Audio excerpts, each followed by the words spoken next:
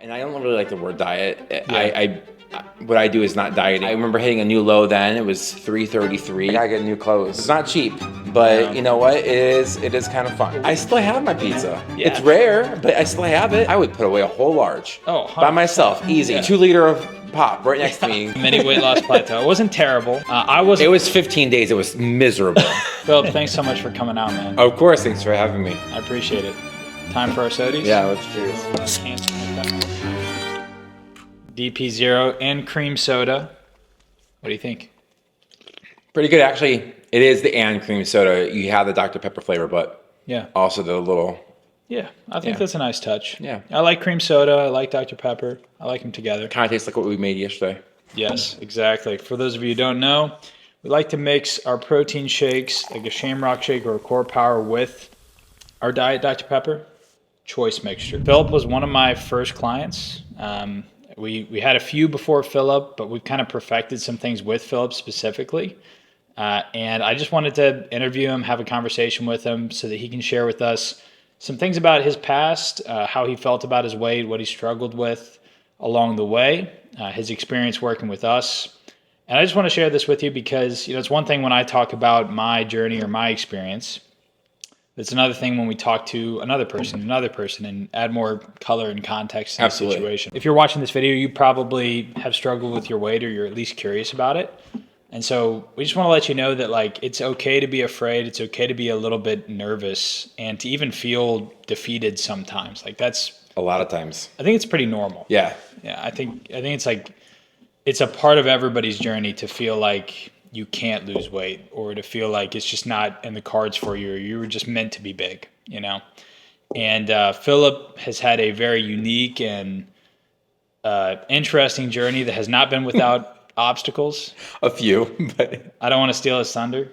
But anyways, before we get into all that, would you just give us a background on your life, your relationship with your weight? Tell us about what led up to the point of your decision to make the change, and we'll go from there. Yeah. So I think for the most of my life, I've always been a bigger dude. I grew up and I was just the bigger kid in class, maybe since 11 or 12 years old and onward. I started my adulthood actually in the 300s. So I've never really experienced being the average person in any regard. And as I used food for comfort a lot of times because it tasted good, I'd also use food for celebratory things too. Oh, I graduated or I got this thing. Let me get a pie. Let me get a milkshake. Let me have my favorite Alfredo, which is lots and lots and lots of fat, but it tastes good. We all know it tastes good. It's the best. But I think what happened was things just kept moving and progressing forward, and changes rarely happened. And, occasionally I would have times where I'd, have the itch to make a change, and I would get myself down a little bit of weight. But then I didn't sustain the change, and therefore it kind of crept back up. Or I have had injuries in the past, which have also led to increased weight. But yeah, that's kind of what happened with that. Yeah, it's tough, man. Tell us about, so what are some of the things that you tried to do to lose weight in the past that didn't work out super well? Dieting, and I think fad diets suck. I've done Weight Watchers, I think at least twice, if not 3 times, over from my teens into my 20s. And then you would do the work, and then you get your weigh in. They weigh you right at Weight Watchers. This is the old school Weight Watchers, not the newer one with the apps and stuff. But they'd weigh you there, and when your weight wasn't where you wanted to be, it's like, well, I did what you told me to do. I followed your plan. What did I do differently? So it kind of sets in that well, why am I paying for this if I'm not getting the benefit out of it? Yeah. Which realistically, looking back in hindsight, was more of a plateau than anything else. Right. But that's when I stopped that kind of stuff. Anytime I worked out, realistically, I've been working out a lot since I was a teenager. But I did those in spurts. So as a teenager, did great, stopped, gained weight, My mid-20s, worked out again, stopped, gained weight. Right. COVID hit, and then I just kind of really let it slide for, Yeah. we're almost 6 years now. Jesus. Yeah. So It happens, man. I did the same thing. So what did you get up to at your heaviest then before you decided? 428 pounds. And that would have been right around probably August or September of 2022. Okay. And what was that like seeing that number on the scale? Because I know what it was like for me. Was that at the doctor's office? Was it No, actually, that was in the comfort of my own home. Okay. Comfort being a loosely Yeah. used word in this regard. But I had been hovering around the 380 mark for a while, and then 390, and forever I kept telling myself, I'm never gonna hit that 4. Yeah. I get close, and I would like teeter on it, and then like let me just cut it back and scale a little back. Right. But there, at a certain point, I stopped weighing myself, and because I was stopped weighing myself, I didn't have that like mental, oh, I'm getting close to 400. Let me kick it back. I had a really stressful job, Yeah. and I was working 90-hour weeks, and between the stress of the job, which was already bringing me down, the lack of sleep, which is also a big indicator of how you do well with weight loss and maintaining your physical health. I was eating everything fast food, everything fried, everything comforting. So in the year and a half I had that job, I gained about 45, maybe 50 pounds. Day after St. Patty's Day, I saw a picture of myself, and I'm like, really? Yeah. Like, I've seen bad pictures of myself. You said the same thing on your post a lot on TikTok. Like, there's pictures you hate, but you hate to hate those pictures because those are actually pictures that remind you of a good time. Yeah. Yeah. So I saw this picture. I was like, oh man, I can't do this. Next day, I measured my body. I was taking neck measurements and chest measurements. I didn't weigh myself, or I weighed myself and I just didn't write it down. But I weighed myself that week, and then took measurements that week. And then I just made some smaller changes. I went no sugar on the pop. I call it pop. You might call it soda, or a Coke, or Sody Pops. Sody Pops. Yeah. Mix it together over here. But that brought me down maybe like 10 pounds. And that's when I saw your videos again, and I signed up with you, I think on March 30th or 31st. But I had I had messaged you and been following you for a year before I actually pulled the trigger. Man, Philip's name on TikTok is Monopoly Fiend, so I didn't know him as Philip for the first year that I knew him. But like every time I saw one of his comments, I was just like, yes, Monopoly Fiend commented again, because I'm trying to build this little community, and it was really cool when we saw that he got signed up, because the name comes through as Philip, and so then I'm going back and cross-referencing, and I'm like, that's Monopoly Fiend. Oh my gosh, that's awesome. Full circle. But I want to go back to something you said earlier, because I think it's really important.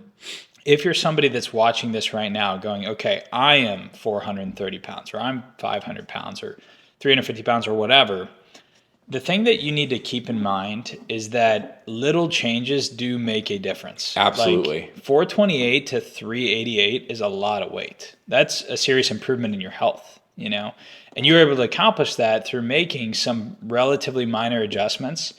And you might be sitting there going, well, I want to go fast. But here's the thing. If you're in a situation now where you're kind of out of control with food, it's best to take a small step at a time, I think. By the time you joined on with us, you were pretty mentally prepared and ready to go. And we have people sign on too that are not prepared, and they're coming off a binge, and that's okay too. But those initial stages that we take with people are usually getting them to get off the full calorie drinks, and getting them to be a little bit more active and a little bit more mindful of the types of foods that they're consuming, and trying to cook at home as often as possible, and leaning more towards whole foods when the option presents itself. And those kinds of changes will likely create the deficit that you're looking for in the beginning. So, what we were talking about earlier today is that I had measured my maintenance calories, just because I was wanting to see just no change what I was consuming on an average day. It's like 4,400 calories. For those of you who don't know, it takes 3,500 calories to lose a pound. Yeah. So that's 500 calories a day. Just try dropping down from 4,400 calories to 3,900 calories, which is a crap ton. It's almost double that daily recommendation. Yeah. You're still going to eat probably most things you enjoy. Yeah. And still lose a pound a week. Literally. Yeah. And that's the big thing is when you're losing only a pound a week, it's not going to look like that on the scale, right? Like I was just talking to my wife about this because right now I'm in like a minor deficit.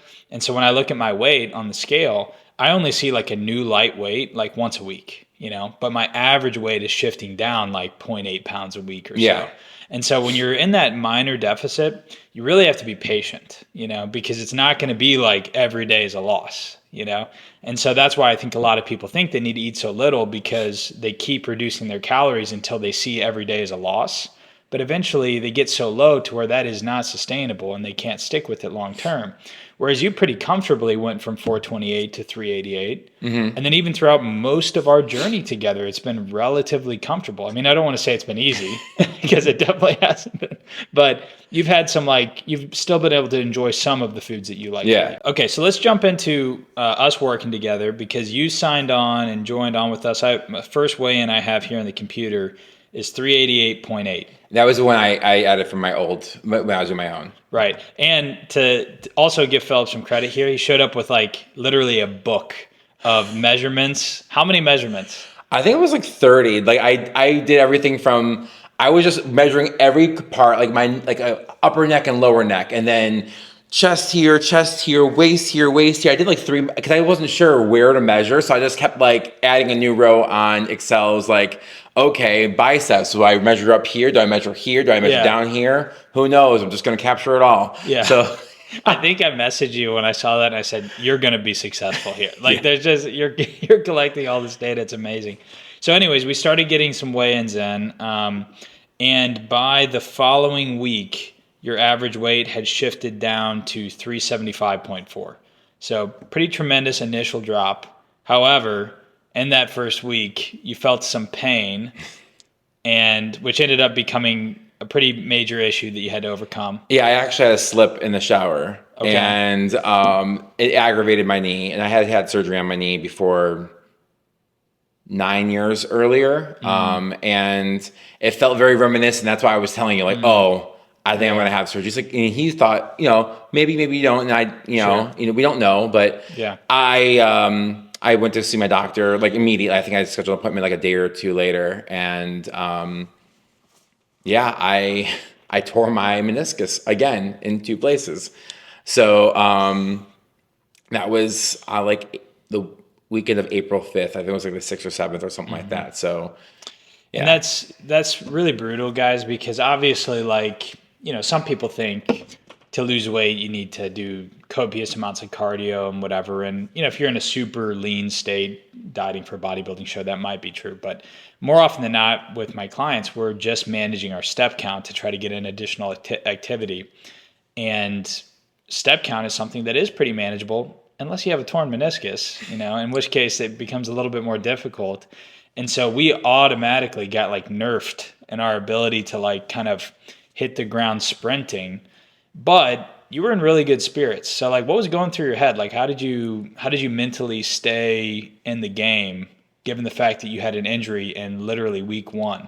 I think because of my many years of doing workouts and stuff in the past, both in my teens and my 20s, I knew in my brain, I know how to work out. I can do workout. Yeah. What I needed the more support and accountability on was dieting. And I don't really like the word diet. Yeah.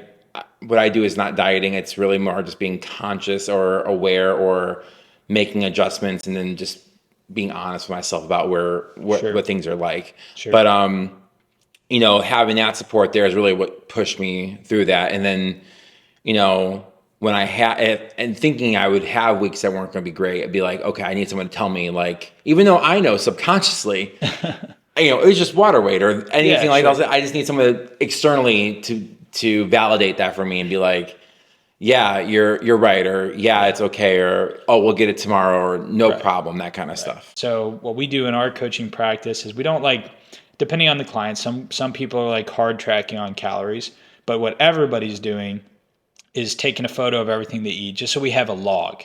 And then we can like really take a step back and evaluate, like look at the food. Are we doing everything we need to do on food? Look at the step count, look at the activity. Are we doing everything that we need to be doing? And is there empirical data that shows that we're doing the right things? And if there is, then it's just a weight spike. Then it's just water weight, and we can be comfortable with it, wait a few days, keep doing the same exact thing without changing anything, and we'll see loss. Yeah. And I think we have seen a lot of loss here. I'm looking at your chart right now. And so just to kind of rattle off a couple of things for you guys, 375.4 was the first week average after the initial drop. The following week, 373.1. So that's even right post knee injury. The next week, 369.2. So that's a over 4-pound drop. And then we kept going at about that pace all the way through to where I think we were talking earlier, it was like roughly 11 pounds a month for most of the months. Right. You had your surgery 6 weeks later. Correct, on mid-May. Maintained that rate of loss. I don't think we saw any decrease during that surgery period.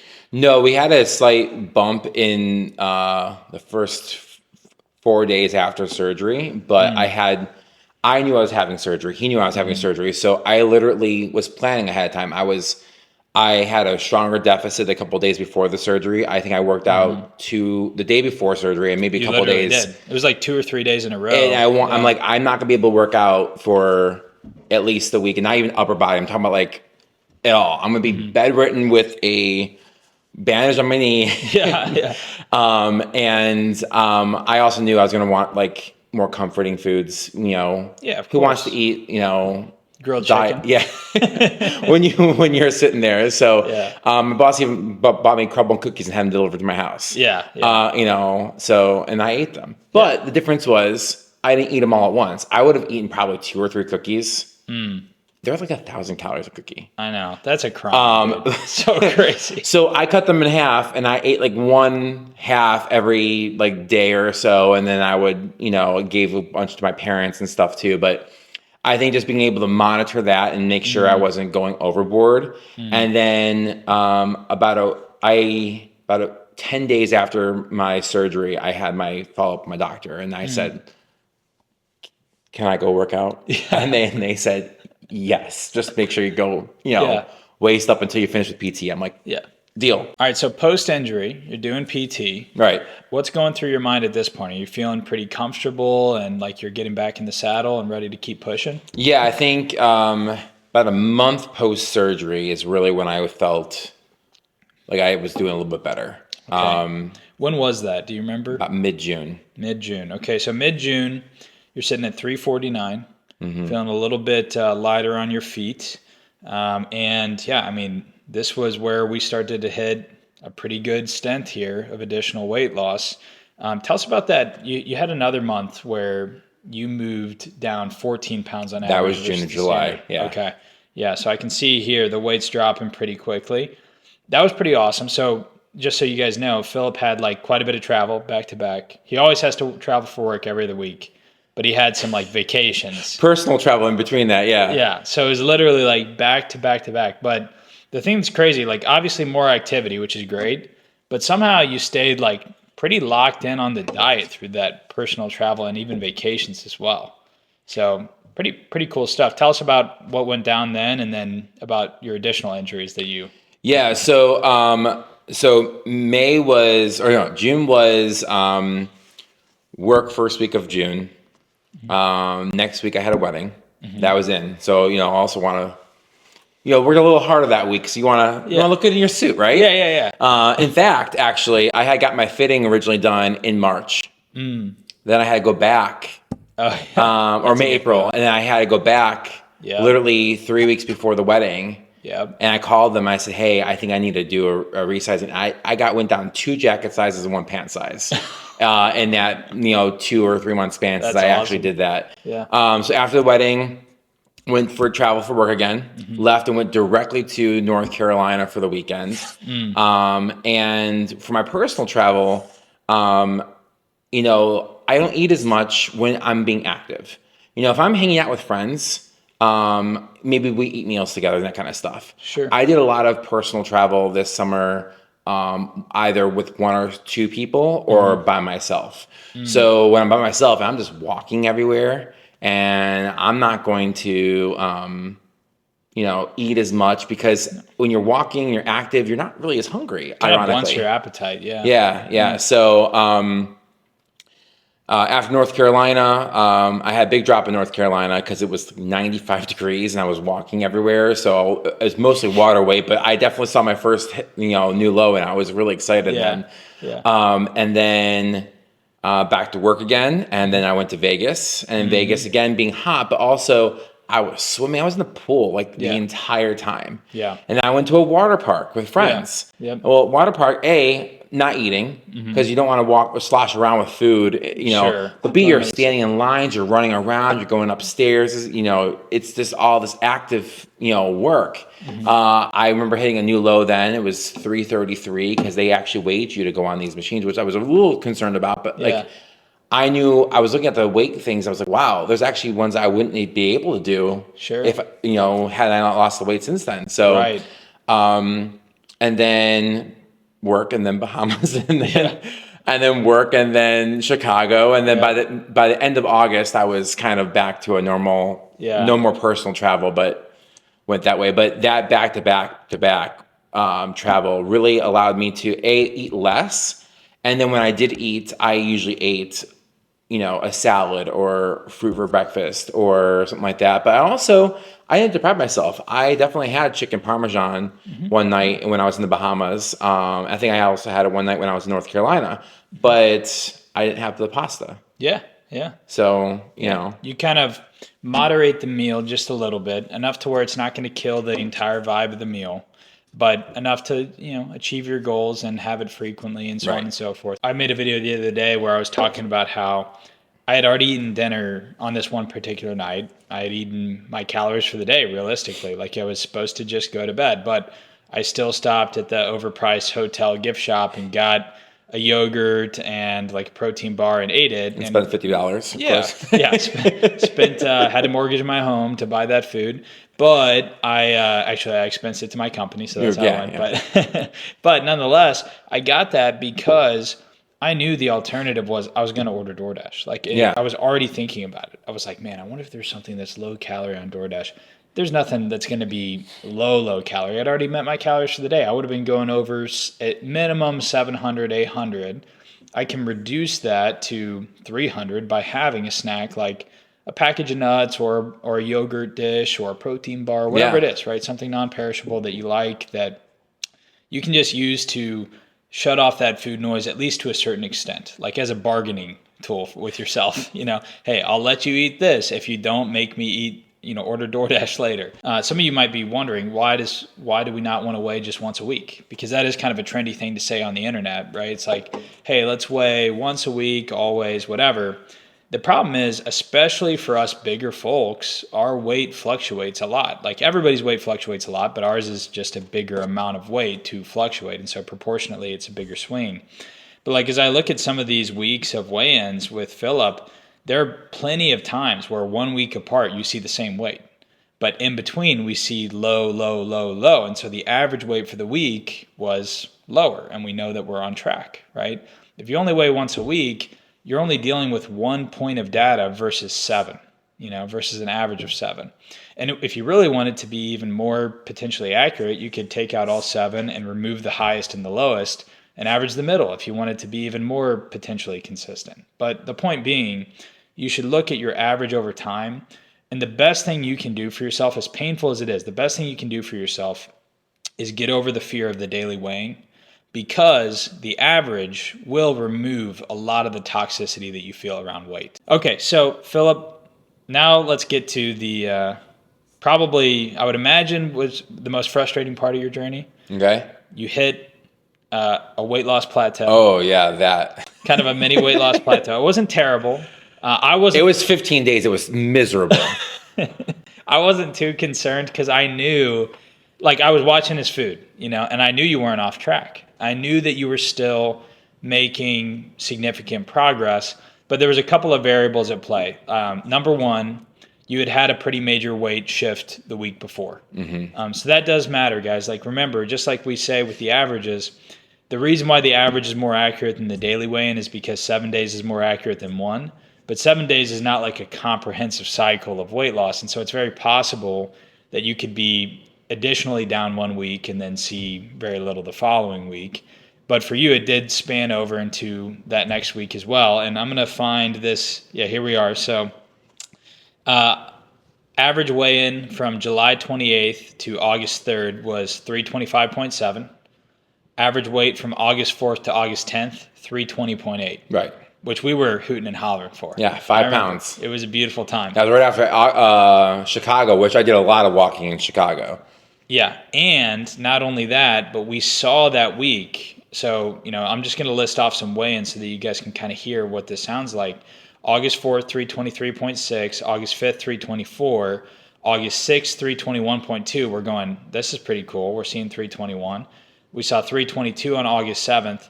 August 8th, my wife and I's anniversary, we saw 318.4.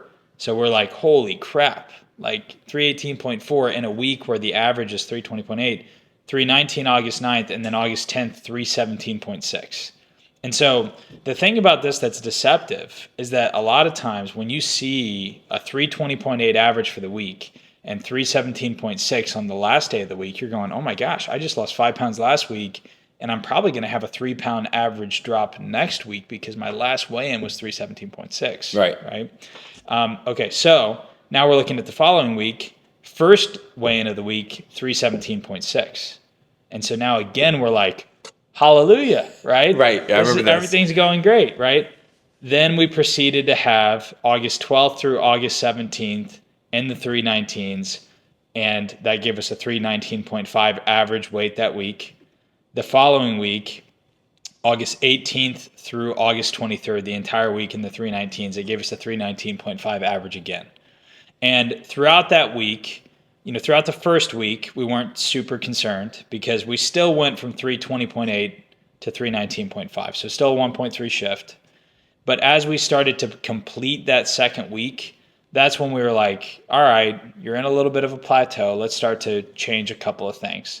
So share with us kind of what was going through your mind and kind of what we started to adjust in order to make that break loose a little bit again. Well, I think the first thing that was going through my mind was, and I shared this with you, is that last time I hit my absolute lowest before as an adult was 303 pounds. And I was about 20 years old, give or take. And the reason I didn't go lower is because I had hit a plateau through Weight Watchers, as I think I also mentioned. And I was like, well, I'm doing all the things. Why is it not going? So I was like, okay, I'm just going to stop this. So and I told you, I said, I don't want to stop. I'm not planning on stopping, but this is where, just being transparent, this was where I had stopped before, is when I had plateaus. Because it's so easy to say, screw it. I'm doing all this work and nothing's happening. But like you said, 325 to 317 in the course of like a week, even though the average showed only a 5 pound span, that was an 8 pound change. So realistically, go back up to 319 was leveling. Yeah. And then staying at 319, really the plateau was just a little bit smaller. But I think for me, I knew I needed to stay the course. It really started with just changing my workouts. I was telling you they felt a little stale.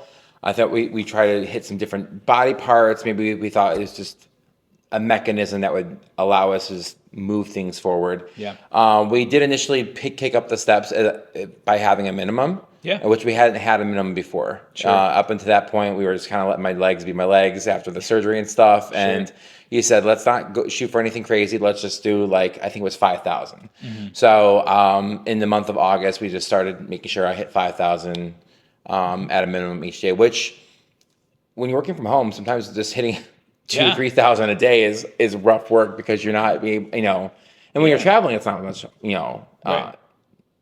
big of a deal, but yeah. Well, I think that was the thing is you were traveling so much over the course of months in a row, like boom, boom, boom, boom, boom. And not only just traveling for work, but also traveling for fun and going to the Bahamas and going to that water park and doing all sorts of different things that were jacking your steps way up naturally. And we were keeping an eye on your steps But I didn't really need to set a minimum threshold because number one, you were progressing at the rate you wanted to and you were comfortable. Number two, we didn't want to do anything weird with the knee while you were recovering. And number three, you were already kind of hitting that probably 4,500, 4,000 average.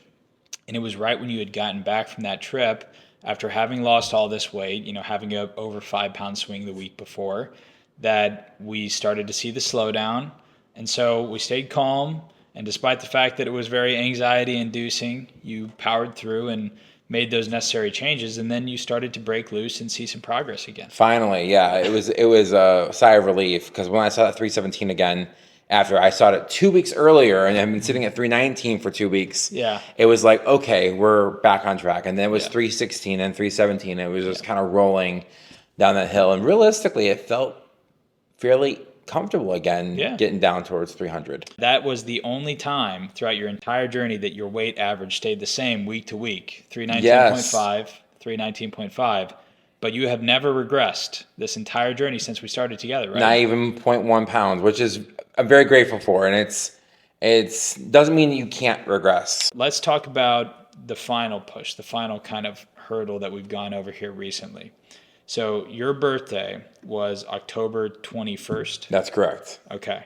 And so after we got past the 319.5 hurdle, we started to have the weight go down and we started to realize birthday's coming up. It is. Okay. September 8th through September 14th, your average weight was 314.9.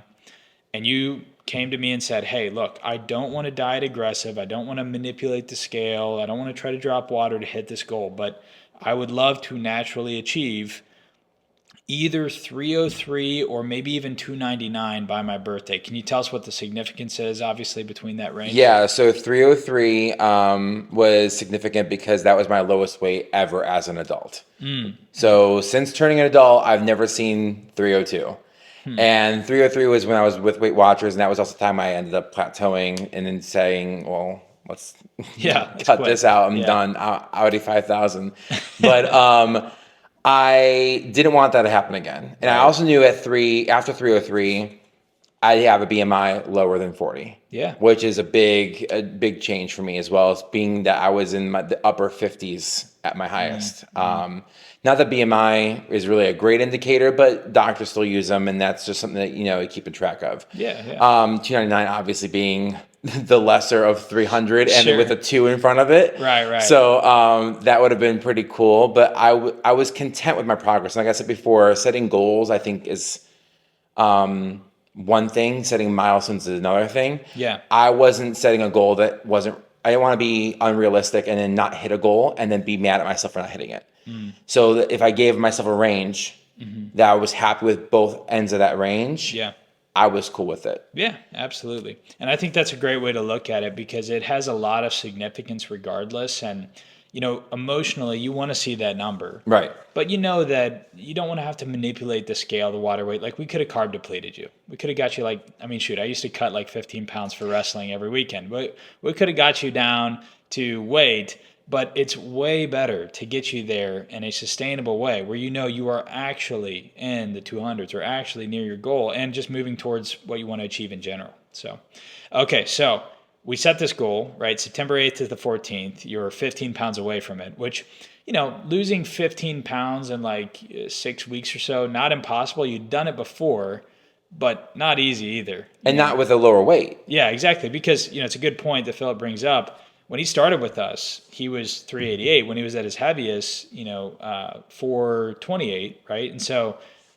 the smaller you get, the less energy you burn. And so a bigger person burns a lot more energy. It creates more margin for error. The smaller you get, the more you have to tighten the screws a little bit to achieve the same rate of weight loss. Right. And so we always try to adjust our expectations and keep the expectation around like 1% of your body weight max a week. But this was about a 1% drop a week that was necessary in order to achieve this. So we knew it wasn't gonna be easy, but it was possible.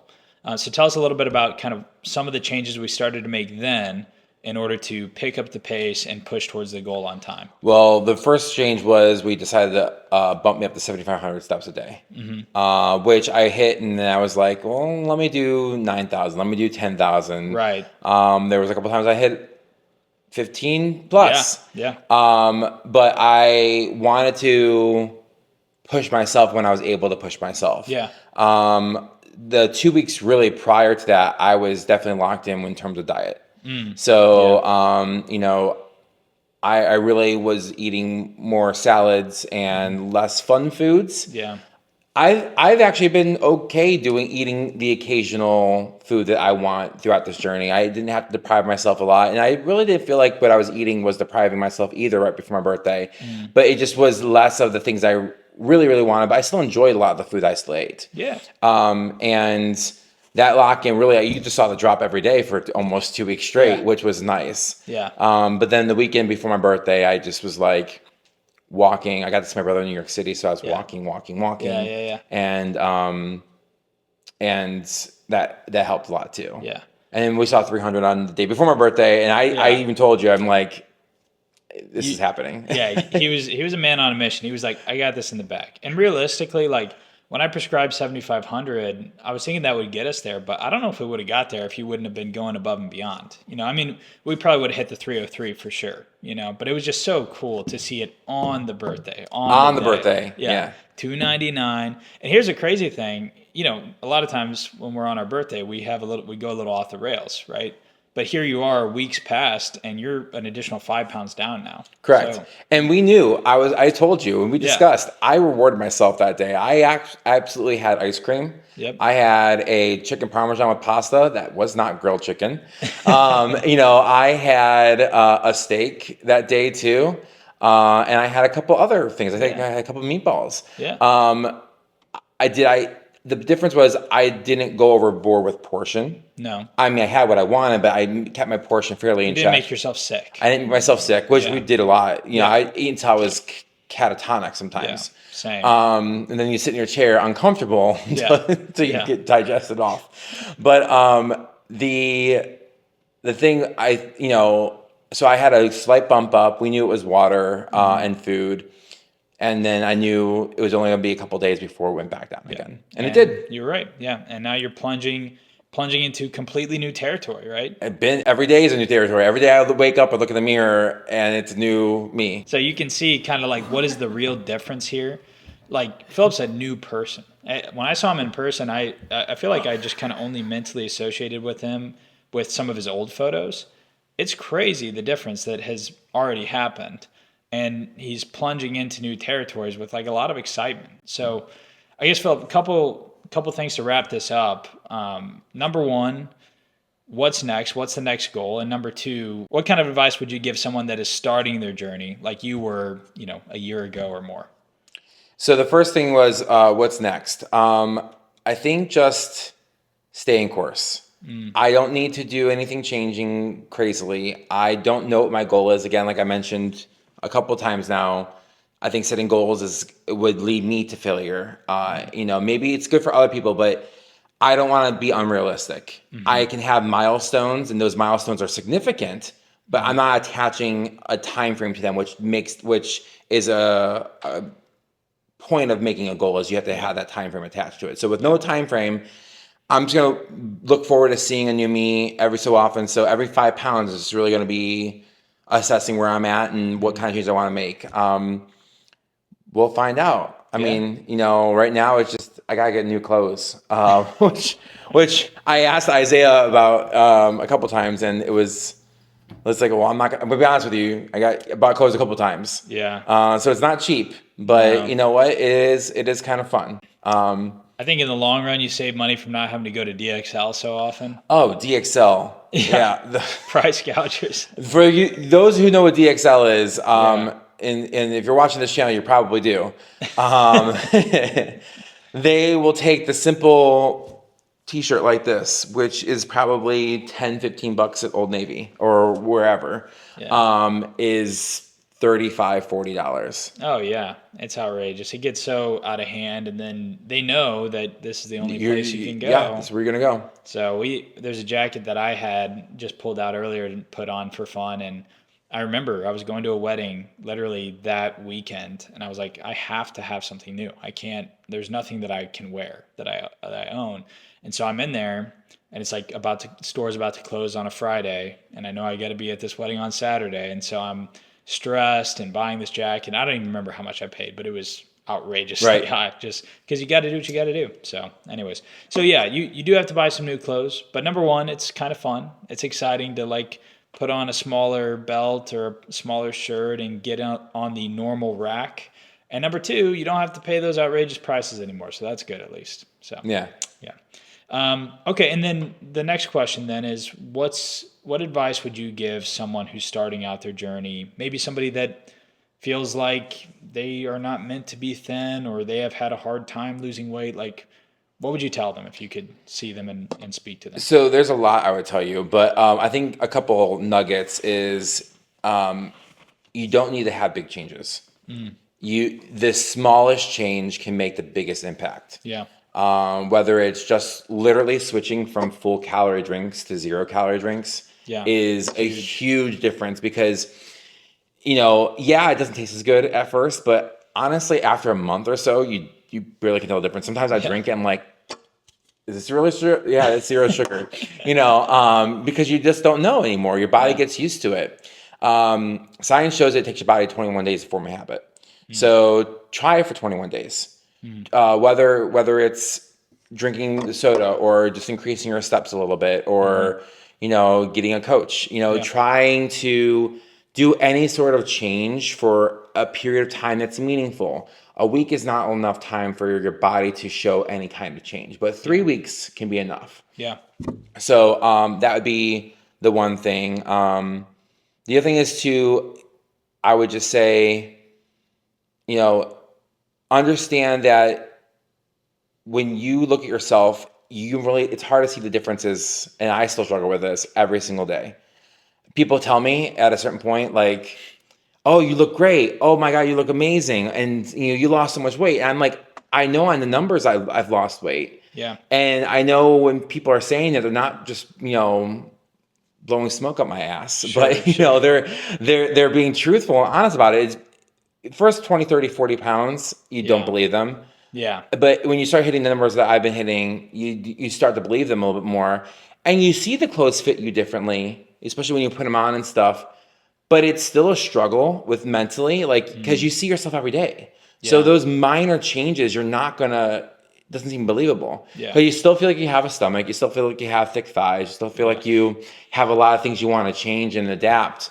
I want to see my arms get bigger, and they are getting bigger. But just, again, I see my arms every day. Yeah. So it's not one of those things. And I think just allowing yourself some grace to understand that while you may not be able to see the changes, not because they're not there, it's because you're used to seeing them so gradually over time. Yeah, I think that's 100% accurate. And something that I really like that you said is that it does take a little bit of time to form a habit, and ask yourself this, like when you're making these changes in your life, are you making a change that's so drastic that you can't keep it up for 21 days? Right. Because if that's the case, you're never going to be able to form that habit. Correct. So you have to make the changes gradually enough to be able to stick with it long enough to make your goal happen. Right. So that means meal replacement drinks. You're not going to drink meal replacement drinks every day for 21 days. No. You're going to be miserable. You're going to break out and want something different. Yeah, I've tried that before. Slim Fast. Or the idea of like working out. People think they got to work out and they got to go to the gym every single day or 5 times a day. Yeah. Or 5 times a week, I mean. Right. I go 2 to 3 times a week. Right. This throughout this entire time, 2-3 times a week. Yeah. And there's been weeks I've gone none. Yeah. Actually, there's a couple of times I've told you, I was like, we're going to focus on steps this week. Yeah, exactly. And that was our breakout. Actually, that was we didn't add that. We didn't talk about that before, but when we increased my steps in September, that we took off weightlifting the entire week and we were just doing steps. And sometimes that's important because it's not to say that weightlifting, like if you do proper programming, you should be able to recover in time and do it week after week. And that's what most of the time we do. But if you are feeling a little fatigued and you're feeling a little worn out, sometimes you just need a new split. Sometimes you need to shake things up a little bit to get excited about the gym again. And sometimes you need to take a week off and focus on steps so that you can push that scale down and get motivated to get back in the gym. And now, I just worked out with Phillip yesterday and the dude was motivated, like he's grinding in the gym now. It's no longer feeling as much like a chore, and we're switching up some movements, you know. And doing that every so often is really critical. Guys, I'll just wrap it up with this. Working with Phillip has been a real pleasure. I appreciate it. It's It's been been fun super with you exciting. too. We've become really good friends, actually, and we've spent the weekend hanging out, and it's made our friendship, I think, even closer. And it's been inspiring for me. It's actually taught me a lot about coaching because Phillip has this really great ability to keep his meals in check so that he can enjoy some of the foods that he really likes and still make progress. And it's inspired me a lot to show some of my other clients, hey, here's the kind of decisions that this guy's making, and he's still making progress every single I week. still have my You know? pizza. Yeah. It's rare, but I still have it. And when you have it, thin crust, right? You have a couple rules. Like Yeah, you thin implement crust. just a It's couple of rules. 9-inch small. I don't need the full medium, or I mean, you believe it too. You know, is I would put away a whole large Oh, 100%. by myself, easy, Yeah, easy peasy. with a 2 liter of pop right next to me. But yeah, it's a small pizza, extra meat on the toppings, thin crust, and I think I've done the math on it. It's like 900 some calories. Right. And it's still within my budget of calories. So yeah, am I going to get a lot of protein and nutrition from it? Probably not that much, but when it comes but calorie wise, it fits in. And then I just have a salad for lunch that day, or I have a salad the next day for lunch or dinner. Right. And I'm just balancing it out. Right, exactly. And this is the key is like, if you ate that every day, that could lead to like nutrient deficiency, you kind of feeling worn down, maybe even you feeling excessively hungry and wanting to binge or something like that. But if you eat that one day out of the week and you eat a salad for lunch and you compensate, it's totally fine. Like we've talked about how much energy you burn earlier in this episode here. But 1,000-calorie meal, don't be afraid of that. That's okay every once in a while for sure. Like I prefer that. I like to eat bigger meals and kind of stay full throughout the day. So with all that being said, guys, I really appreciate you watching this and taking a listen to Phillip's story. I hope you can take something away from it. And if you have any questions, drop them below in the comments. But otherwise, good luck. Yeah, good luck. And seriously, this dude, the accountability and support he gives is top notch. So I'm telling you, it's been very helpful. Well, that's very kind of you to say. And, for all of you out there that are considering it, just know, I don't have a magic pill. We don't do anything that's unconventional. No. Everything is very standard. We do things by the data, so we try to help you stay accountable, hit your goals. I think that if you're motivated and you can keep track of the data and you don't feel like accountability is a huge thing that's like important to you, right? You can do this on your own. It's not to say that you couldn't. Phillip could have too. Like there's nothing that I brought him that he did everything that has resulted in his weight loss. He did it, but what I exist to do is to help guide and give you accountability so that you can achieve your goals without having to go through as much hurdles and strain, and hopefully make it a little bit easier for you long term to be able to maintain that weight and see that success forever, right? Because it's really not just my journey that I pull off of. Like I lost a whole bunch of weight myself, but now we have dozens of other clients. And so seeing these situations over and over again gives us the ability to, do really smart programming. So with all that being said, we'd really appreciate it. If you have any questions, you can reach out to us. We do free consultations. We'll walk you through exactly what we would do. And we'll even give you tips regardless of if you work with us or not. You can go to our website and fill out a form. But otherwise, again, good luck to you. I'm telling you, you can do this. And we're rooting for you. We're rooting for you.